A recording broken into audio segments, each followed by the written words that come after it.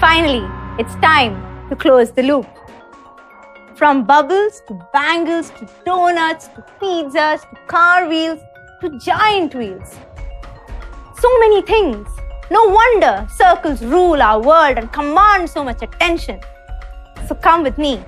Let's get started on these amazing shapes. A circle. Yeah, a circle. This circle, for example, it's got parts to it. So I can either draw it like this with a free hand, or what I can do is fix a center and draw a neat circle around it. That would definitely be better, where I use the help of a compass.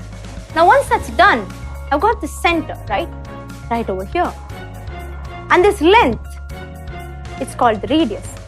And look, if I rotate this radius around the circle, the length stays the same no matter where it goes.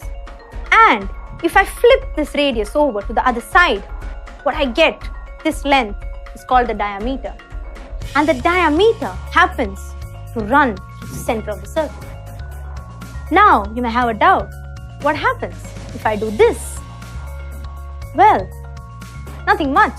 The line gets shorter and gets a new name, a chord. Very, very simple. And now you're struck with a question. Define a chord. Well, it's really easy and logical. Let's do it together. A chord is nothing but a line that connects 2 points on a circle. So an important question. This is the diameter, right? Is this also a chord? To answer that, let me ask you another question. Does this connect 2 points on a circle? Of course it does. But this is a diameter. So what's the difference? There is a difference. The longest chord that you can draw on a circle is the diameter. So let's prove this. Okay, let's prove this together. So, take a circle. I have a chord over here.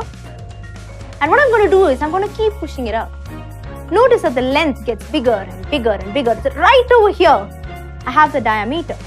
Let's note down the length and move on. And look, it's getting smaller, smaller, smaller. Which means that the chord over there at the center was the longest one, the diameter. So can I say that a diameter is a type of chord, but every chord is not a diameter? Yes, you can. Great, moving on. If I have my circle over here, and I have 2 points marked on it, this region is called an arc.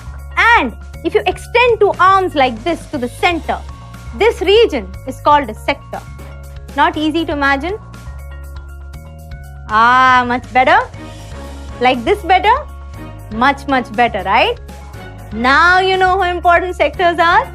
It helps you decide how much of a cake you need to give your neighbor. Come on guys, let's get over pizzas and cakes. They're gonna follow us anyways over the coming years in all our chapters on circles, my promise.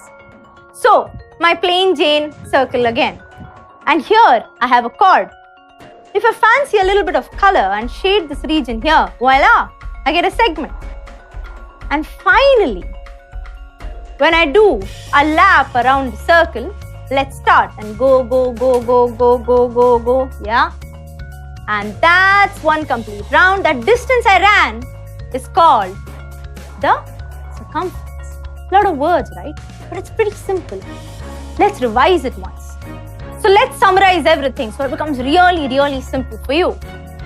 So I have a circle over here. Okay. Now, let's look at the first part. This is the center. Okay. This is the radius. This length is the diameter. This is a chord. This region is a segment, right? This is a sector. Whatever is outside the circle is the exterior of the circle because it's outside. And this is the interior because it's inside. And finally, this is the circumference. Take a look over here. All the parts are named. Pause the frame. Take your time to digest all the different parts of the circle. It's really simple. No hard words if you think about it. Very logical words, right? And these words are important because you're going to see them again, again, again.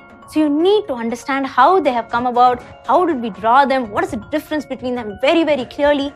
so that in the coming years, there's absolutely no confusion. You're crystal clear on the concepts.